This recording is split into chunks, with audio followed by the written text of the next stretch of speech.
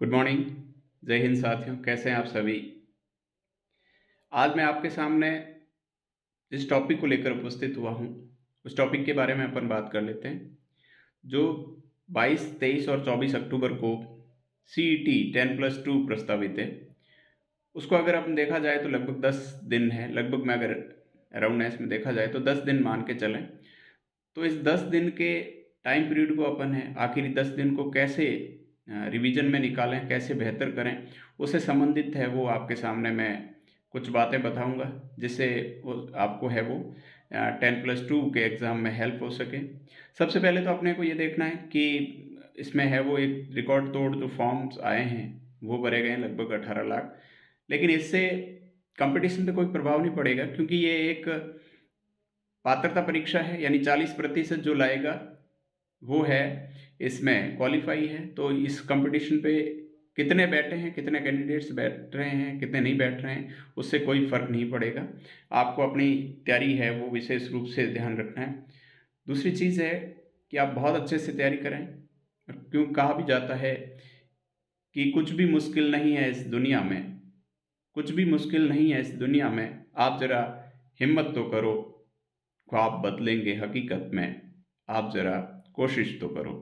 तो बिल्कुल यही बात है, आप कोशिश करोगे तो आपके ख्वाब है वो निश्चित रूप से हकीकत में बदलेंगे।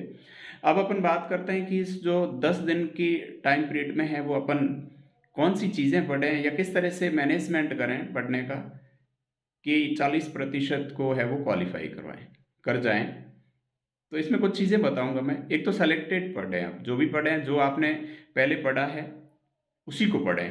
नया टॉपिक पढ़ने की कोशिश नहीं करें, क्योंकि एक चीज़ बता दूँ, काफ़ी वाइड सिलेबस है 10+2 का, ग्रेजुएशन की तरह ही से जो CET का। तो इसमें आप एक चीज़ क्लियर रखें कि राजस्थान जीके का जो पोर्शन है उसको तैयार कर लें। राजस्थान जीके में जो Rajasthan art and culture, history, Rajasthan geography, Raj polity जो राजस्थान पॉलिटी है, ये जो टॉपिक है सब इसमें आएंगे। और इसमें निश्चित रूप से आपके 30 से 35 जो है वो प्रश्न आएंगे। उसके अतिरिक्त जो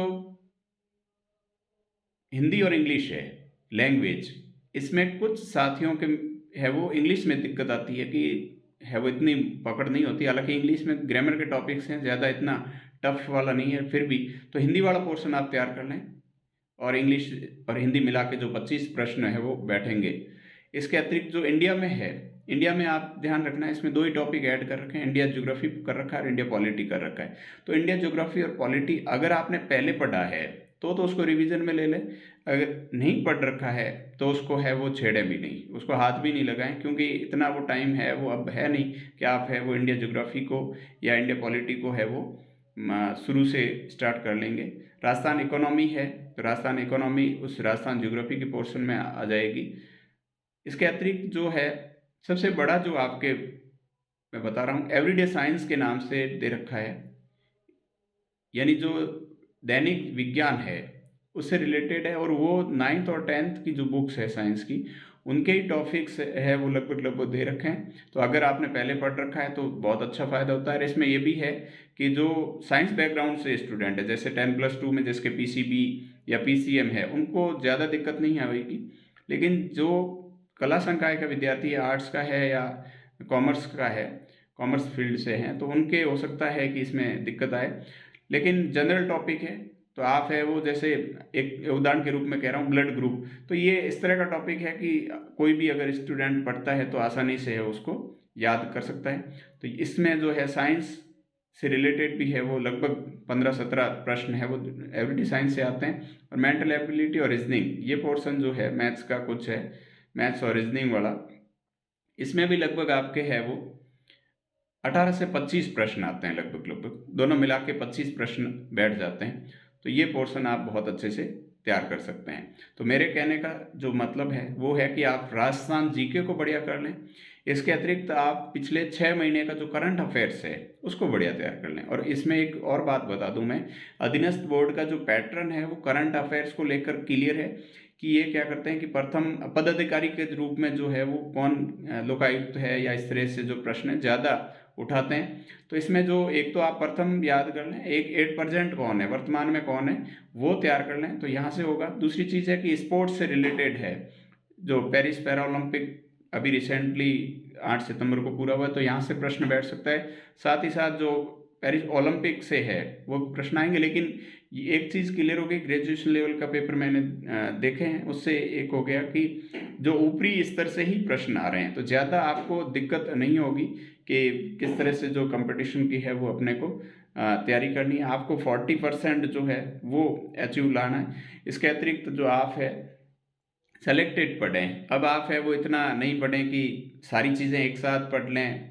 जैसा आप मैं फिर से बता रहा हूँ, इंडिया जीके पे बहुत अच्छे से अगर आपने पकड़ बनाई है तो ही पढ़ें, नहीं तो राजस्थान जीके को तो पढ़ना ही। क्योंकि क्या होता है कि 10+2 में वो कैंडिडेट भी शामिल होंगे जो रिसेंटली 12th पास आउट होके आए हैं, तो उनके लिए ये इंडिया जीके है वो राजस्थान जीके है वो आगे भी काम आएगा। और राजस्थान जीके किसी भी कंपटीशन जो एग्ज़ाम है राजस्थान में आयोजित हो रहा है तो उसके लिए वो मस्ट है। जो मैथ्स और साइंस बैकग्राउंड से हैं उनके लिए भी 40% इसलिए इजी हो जाएंगे क्योंकि वो मैथ्स और रीजनिंग का पोर्शन बढ़िया कर लेंगे। साथ ही एवरीडे साइंस का जो टॉपिक है, ये तीनों जो मैथ्स, रीजनिंग और ये लगभग 45 के आसपास इसके प्रश्न बैठते हैं। तो अगर उनका राजस्थान जीके का पोर्शन थोड़ा कमज़ोर भी है, थोड़ा वीक भी है, तो ज़्यादा टेंशन लेने की ज़रूरत नहीं है। और ये भी ध्यान रखें कि इस बार जो करंट समसामयिक की जो करंट अफेयर्स है उसमें ग्रेजुएशन लेवल में उसको कम वेटेज दिया गया था, और इसमें हो सकता है 10 से 15 प्रश्न देखने को मिले क्योंकि इसमें सेलेक्टेड टॉपिक है, इसलिए वो करंट अफेयर्स में है वो 3 ही बड़े टॉपिक के रूप में दे रखा है, जिसमें जो राजस्थान है, राष्ट्र और अंतर्राष्ट्रीय जो मुद्दे हैं उन पे बात की गई है। साथ ही जो चर्चित व्यक्ति है, स्थान है, संस्थाएं हैं, वो टॉपिक लिए गए।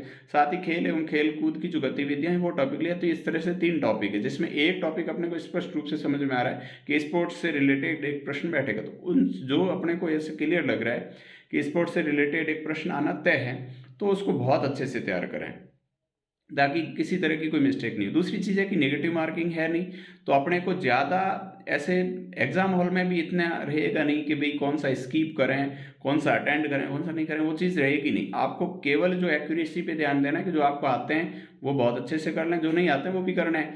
लेकिन उसमें फिर ये रह जाएगा कि उसको बेस्ट ऑफ 2 अगर अपन निकाल लें, अगर आपको 2 ऑप्शन है वो निकालने आते हैं और फिर 2 रहते हैं, तो उसमें आपके चांस है वो जो प्राइड है सही होने की वो 50% के आसपास 50% पहुँच जाती है। तो इस तरह के जो प्रश्न हैं वो देखें। इसके साथ ही जो अब जो दिन रहे, अब उसमें आप किसी भी तरह के जो है वो नया पैटर्न या नया जो है वो टॉपिक्स पढ़ने की कोशिश नहीं करें। टॉपिक्स क्लियर हैं, सिलेबस काफ़ी बड़ा है, लेकिन आपको मैं फिर बता रहा हूँ राजस्थान जीके जिसका बढ़िया है, हिंदी इंग्लिश में अगर हिंदी का पोर्शन भी बढ़िया कर लोगे, उसके साथ ही जो टॉपिक्स है जैसे मैथ्स, रीजनिंग है, एवरीडे साइंस है, एवरीडे साइंस में अगर आपने पढ़ रखा है तो ठीक है, नहीं तो रिवीजन के रूप में है वो थोड़ा बहुत जो कुछ टॉपिक्स हैं वो अगर आप तैयार करें तो बहुत अच्छे से हो जाएगा। इसके अतिरिक्त अभी आप है वो ज़्यादा टेस्ट सीरीज में नहीं देने की कोशिश करें, क्योंकि ये इस तरह का पैटर्न है नहीं, इस एग्ज़ाम का पैटर्न इस तरह का नहीं है कि आप सारा का सारा टेस्ट सीरीज या एमसीक्यू में उलझे रहें। आप है वो जो चीज़ आपने पढ़ रखी है उसका ही रिवीजन करें। साथ ही वो जो नोट्स आपने बना रखे हैं, जितने भी अब तक आपने नोट्स है, शॉर्ट नोट्स ज़रूर तैयार करें। शॉर्ट नोट्स जो है वो आखिरी 10-15 दिन पढ़ने में बहुत काम के आते हैं, और इस चीज़ को मैंने खुद ने अप्लाई करके देखा है। क्योंकि कई बार क्या होता है कि हम जैसे काफ़ी पहले से जो चीज़ पढ़ी हुई है वो चीज़ आपको वहाँ पे रिकॉल नहीं करेगी, वहाँ पे आपको रिमाइंड आएगी नहीं आपके दिमाग में भी क्या पढ़ा क्या। लेकिन रिसेंटली जो आपने पढ़ रखा है 10 से 15 दिन में, तो आराम से आप है वहाँ पे कर, वो कब होगा जब आपके पास शॉर्ट नोट अवेलेबल होंगे। ऐसा नहीं है कि अब आप शुरू करें कि चलो ए से शुरू करें और जेड तक पढ़ लें, पॉसिबल ही नहीं है। इसलिए आप जब भी किसी भी कंपटीशन की तैयारी करें, ये तो एक पात्रता परीक्षा आने वाले जो टाइम में अधीनस्थ बोर्ड कैलेंडर जारी कर रहा है, तो उस समय जो भी आप एग्ज़ाम किसी भी एग्ज़ाम की तैयारी करें तो उसका एक शॉर्ट नोट्स है वो साथ में निश्चित रूप से बढ़िया तरीके से तैयार कर लें। हालांकि मैं बता रहा हूँ 10+2 में आपको ज़्यादा दिक्कत आएगी नहीं, क्योंकि एक चीज़ है कि पेपर का जो लेवल है ग्रेजुएशन के अगर देखा जाए तो वो काफ़ी इजी रखे थे, तो निश्चित रूप से पेपर का जो लेवल है वो इजी रखा जाएगा, क्योंकि वही बोर्ड है पेपर बनाने वाले, तो थोड़ा सा है वो पेपर का लेवल भी इजी आएगा। साथ ही साथ आपको 60 प्रश्न निकालना है, तो उसमें भी कोई ज़्यादा दिक्कत आएगी नहीं। लेकिन एक चीज़ मैं फिर कह रहा हूँ अंत में कि आप है जो अब तक पढ़ रखा है उसी का रिवीजन करें। एमसीक्यू भी है वो ज़्यादा से ज़्यादा सॉल्व करें। ये हालांकि नेगेटिव एग्ज़ाम्स होते हैं उसमें बहुत इफ़ेक्टिव एमसीक्यू प्रैक्टिस काम करती है। हालांकि आपके नेगेटिव है नहीं तो एमसीक्यू है वो ज़्यादा ऐसे कि डेली एमसीक्यू ही लेके बैठे हैं 10 दिन में, वैसा भी नहीं करें। आप 10 दिन में जो पढ़ रखा है, मैं फिर से यही कहूँगा, मैं यही प्रायोरिटी दूंगा क्योंकि ये पात्रता परीक्षा है, इसलिए आपने जो भी अब तक पढ़ रखा है उसका आने वाले जो 22 तारीख तक है बढ़िया सा रिवीजन कर लें। और रिवीजन के बाद जो है जो टॉपिक्स आपको रह जाते हैं कि नहीं हुए और जो करंट टॉपिक्स हैं वो करंट अफेयर्स के टॉपिक हैं वो अभी ज़रूर पढ़ें। वो भले पेरिस पैरालंपिक हो, पेरिस ओलंपिक हो, रिसेंटली ये दो ही जो है बड़ी स्पोर्ट्स की एक्टिविटीज़ है। और उसमें भी आप एक चीज़ ध्यान रखें, पेरिस पैरालंपिक में भी जो है राजस्थान के 3 खिलाड़ियों ने जो मेडल जीते हैं उनके नाम याद रखें और साथ ही साथ उन्होंने किस किस इवेंट में जीते और कैटेगरी कौन सी है, क्योंकि पैरा में कैटेगरी भी खास रूप से पूछी जाती है, तो कैटेगरी भी ध्यान रखें उन्होंने कौन सी कैटेगरी में है वो और किस इवेंट में जीता है, तो वो भी ध्यान रखें। स्पोर्ट्स किस स्पोर्ट्स से रिलेटेड है वो प्लेयर, इवन राजस्थान के कौन से डिस्ट्रिक्ट से संबंधित है, ये टफ लेवल में चला जाता है। हालांकि इतना मुझे नहीं लगता कि इतना है वो टफ लेवल में प्रश्न पूछा जाए। करंट अफेयर्स के प्रश्न निश्चित रूप से है वो ऊपरी स्तर से आ रहे हैं, ऊपरी स्तर से ही आएंगे। बाकी जो राजस्थान जीके के प्रश्न भी है वो ऊपरी लेवल से ही आ रहे हैं। और आप राजस्थान जीके, क्योंकि जो जिन्होंने ग्रेजुएशन दिया है उनके ज़्यादा दिक्कत आएगी नहीं, क्योंकि वो पिछले 3 साल से राजस्थान जीके तैयार कर रहे हैं। जो 10+2 में अभी पास आउट हुए हैं, 1 साल हुआ है उनको या अभी उनका फर्स्ट कम्पिटिटिव एग्ज़ाम है या सेकंड कम्पिटिटिव एग्ज़ाम है, उनके लिए राजस्थान जीके है वो काफ़ी अच्छा रोल है वो रहेगा इस एग्ज़ाम में। तो सबसे ज़रूरी चीज़ है, मैं फिर लास्ट में पॉइंट दोहरा रहा हूँ, सेलेक्टेड पढ़ें। अभी हाल ही के दिनों में जो 10 दिन रहे उसमें ज़्यादा से ज़्यादा रिवीजन करें। और तीसरा, करंट अफेयर से जो है वो पिछले 6 महीने का तैयार कर लें, इससे ज़्यादा तैयार करने की, लास्ट जो 6 मंथ का है वो तैयार कर लें, इससे ज़्यादा है वो आपको तैयार करने की ज़रूरत नहीं रहेगी।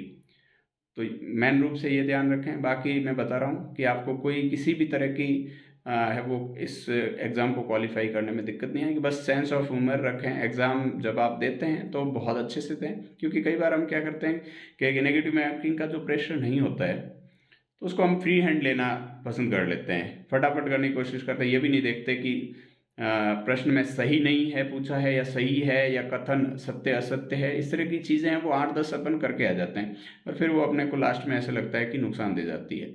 तो ये नेगेटिव मार्किंग नहीं है, तो इसका आपके माइंड सेट पे कोई इफेक्ट नहीं पड़ना चाहिए। आपका माइंड सेट वैसा ही काम करना चाहिए एग्जाम हॉल में जैसा नेगेटिव मार्किंग में के दौरान करता है। आपको हर प्रश्न का जो है वो बहुत बढ़िया पोस्टमार्टम करके उसका है वो आंसर तक आपको पहुंचना है। अगर आप ऊपरी स्तर पे फट से प्रश्न पढ़ के और आप आंसर दे दोगे कि हाँ नेगेटिव मार्किंग है नहीं, ज़्यादा इफेक्ट पड़ेगा नहीं, तो उसमें फिर आपका नुकसान होना है, अल्टीमेट नुकसान ही होना है। तो आपकी जो तैयारी है उस तैयारी में आप और प्लस करने की कोशिश करें। ऐसा नहीं हो कि आपकी नेगेटिव मार्किंग नहीं होने से आपको है वो उल्टा नुकसान दे जाए। तो ये जो है मैंने कुछ बताई है, साथ ही कुछ टॉपिक्स है जो मैं आपको सामने लेके आऊँगा या शॉर्ट नोट्स। अभी आपके लिए ये वीडियो कोई काम का नहीं रहेगा कि शॉर्ट नोट्स बनाए नहीं बनाए, अब तो आगे के जो कम्पिटिटिव एग्जाम है आफ्टर अधीनस्थ बोर्ड के जो कैलेंडर जारी होने की बात है, तो उस टाइम अपन है वो बहुत अच्छे से बात करेंगे। तो ये सेट को लेकर थी, तो आप सभी बहुत अच्छे से तैयारी करें। सभी को बेस्ट ऑफ लक। अभी 10 दिन हैं, 10 दिन में भी मैं तो कह रहा हूँ कि जिन्होंने पिछले कुछ टाइम से या 1-2 साल से राजस्थान जी के वैसे ही पढ़ रखा है और अभी 10-15 दिन अगर उसका रिवीजन मोड कर लेते हैं या रिवीजन में ले लेते हैं उसको, तो भी आप है वो आराम से 40% है वो क्वालिफाई कर जाएंगे। जय हिंद, जय भारत।